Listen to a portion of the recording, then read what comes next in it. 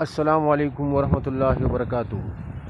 میرے محترم ناظرین، اس وقت ہم مسجد نمرہ میں موجود ہیں۔ یہ میدان عرفات میں واقع ہے۔ مسجد نمرہ یہ وہ مقام ہے جس دن حج کے موقع پر وقوف عرفہ کے دن 9 ذی الحجہ کو رسول اللہ مبارک نے اسی مقام پر ایک خیمے میں قیام فرمایا تھا۔ اس وجہ سے یہاں پر مسجد تعمیر کی گئی، اور حضور علیہ الصلوۃ والسلام نے پھر یہاں سے اس مسجد سے قریب اڑنا واپس خطبہ دیا۔ تو اب یہ مسجد نمرہ، اس کو مسجد نمرہ اس لیے کہتے ہیں کہ اس کے پیچھے ایک پہاڑ ہے چھوٹی، اور اس کا نام نمرہ ہے، اس وجہ سے اس کو مسجد نمرہ کہتے ہیں۔ میرے عزیز دوستو، اس میں یہاں ایک دلچسپ بات یہ ہے کہ یہ مسجد جب بنی تھی حضور علیہ الصلوۃ والسلام، جس زمانے میں جب حضور علیہ الصلوۃ والسلام نے یہاں قیام فرمایا تھا، تو اس کا ایک حصہ وہ عرفات کے میدان سے باہر تھا، اور بعد میں وہ مسجد کی توسیع ہوئی اور یہ مسجد عرفات کے میدان میں شامل ہو گیا۔ اب میں آپ کو دکھاتا ہوں وہ نشان جہاں یہ دونوں حدود اکٹھے ہوتے ہیں، اور حجاج کو اس میں یہ بات ضرور خیال رکھنا چاہیے کہ وہ اس کا خیال رکھیں۔ اگر انہوں نے مسجد کے اندر میں بھی حکومت نے باقاعدہ بورڈ ادھر لگائی ہے، حدود کی سمت بیان فرمائی ہے، تاکہ زوال سے مغرب کے دوران وقوف عرفہ کا جو وقت ہے اس میں حاجی وہ پچھلے مسجد کے پچھلے حصے میں آ جائے۔ آگے والا حصہ جو ہے وہ پہلے تعمیر ہوا تھا، اور یہاں حضور علیہ الصلوۃ والسلام نے قیام بھی فرمایا تھا۔ اس جانب ہم جا رہے ہیں، وہ آپ کو دکھاتے ہیں۔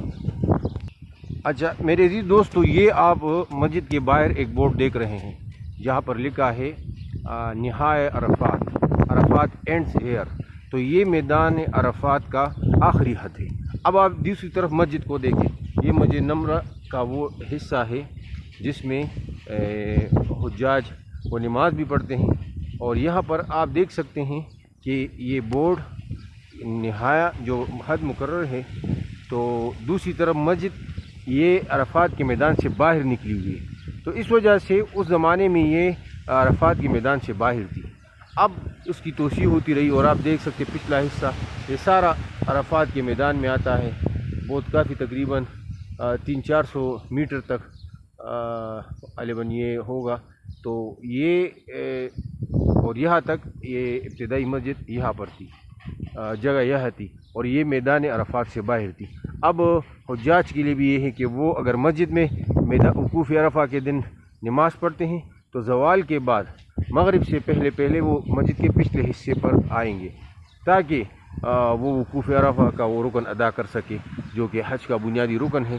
تو عزیز دوستو، یہ عرفات کے میدان میں واقع مسجد نمرہ کی جہاں پر حج کا خطبہ دیا جاتا ہے، اور یہ ارد گرد پہاڑی علاقے ہیں اور کھلے میدان جہاں لاکھوں حجاج ہر سال وہ اکٹھے ہوتے ہیں، اور اللہ تبارک و تعالیٰ کے حضور اپنے گناہوں کی بخشش کے لیے روتے ہیں، گڑ گڑاتے ہیں۔ اللہ تبارک و تعالیٰ اپنے بندوں کی مغفرت فرماتے ہیں، کیونکہ وقوف عرفہ وہ دن ہے جس دن اللہ تبارک و تعالیٰ اپنے بندوں کو ان کی گناہوں کو معاف فرما دیتے ہیں۔ اللہ تبارک و تعالیٰ ہم سب کو حج کی سعادت نصیب فرمائے، اور وقوف عرفہ میں قیام کی توفیق عطا فرمائے۔